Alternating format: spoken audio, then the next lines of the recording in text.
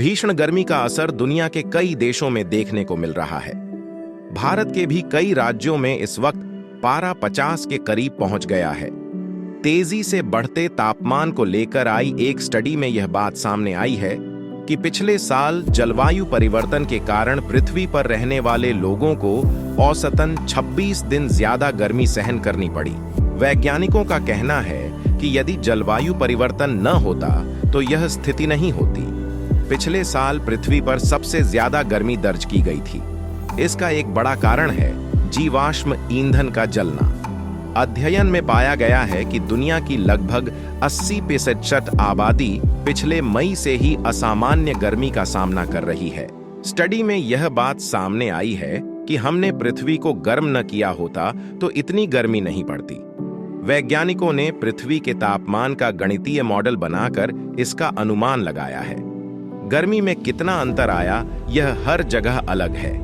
कुछ देशों में सिर्फ 2 या 3 हफ्ते ज्यादा गर्मी पड़ी। वहीं कोलंबिया, इंडोनेशिया और रवांडा जैसे देशों में 120 दिन से भी ज्यादा गर्मी पड़ी। अध्ययन में शामिल वैज्ञानिकों में से एक एंड्रयू पर्सिंग ने बताया कि हमने प्रकृति पर बहुत अधिक बोझ डाल दिया है।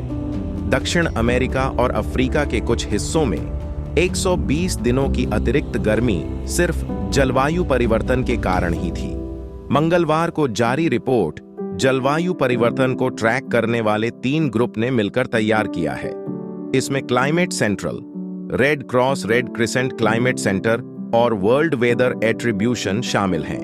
वहीं भारत में भी बढ़ते तापमान को लेकर भारतीय प्रौद्योगिकी संस्थान IIT भुवनेश्वर के एक नए शोध में पाया गया कि शहरीकरण के कारण भारत के 140 से अधिक प्रमुख शहरों की रात उनके आसपास के गैर शहरी क्षेत्रों की तुलना में 60% अधिक गर्म है।